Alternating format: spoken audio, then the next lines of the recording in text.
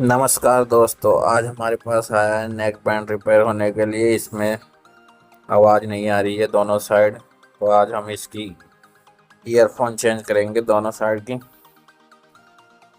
सबसे पहले battery side से हमने इसको खोल लिया है। अब शोल्डर की आयरन की सहायता से पुराने वाले ईयरफोन को रिमूव करेंगे। ईयरफोन को रिमूव करने के लिए सबसे पहले हमने पेस्ट को लगा लिया। अब आयरन की सहायता से दोनों वायर को हटा देंगे।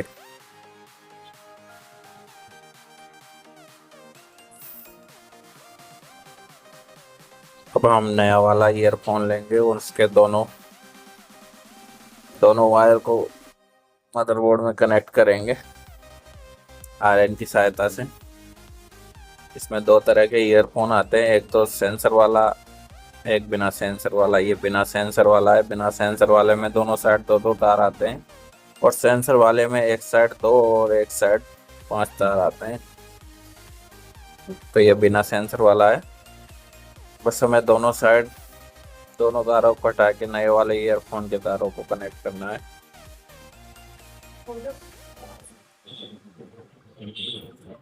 हमारे दोनों वायर इसमें कनेक्ट हो चुके हैं। अब बस इसको इसमें सेट करके बंद कर लेंगे इसको।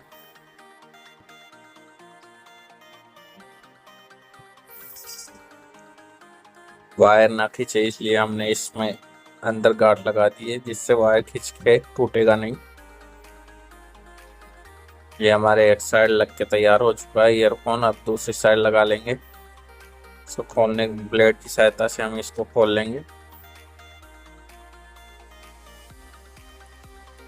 इसमें दोनों साइड ही आवाज नहीं आ रहा था,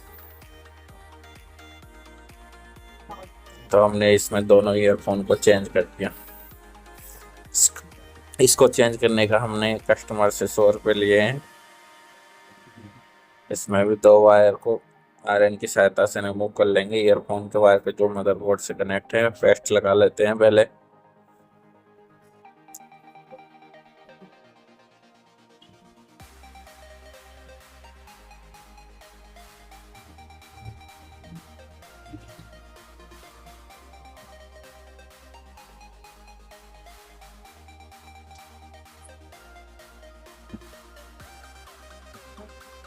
अब आयरन की सहायता से दोनों वायर को रिमूव कर लेंगे पुराने वाली ईयरफोन की,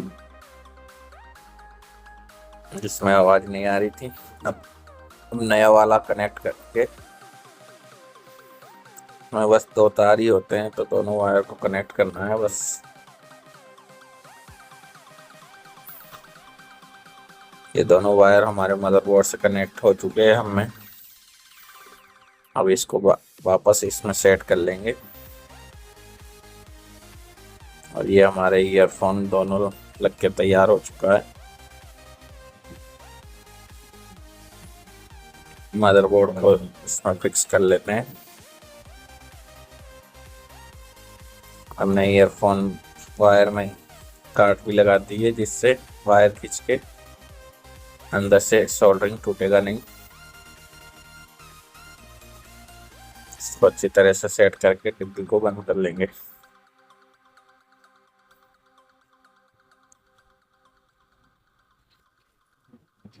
ये डिब्बी हमारी बंद हो चुकी है।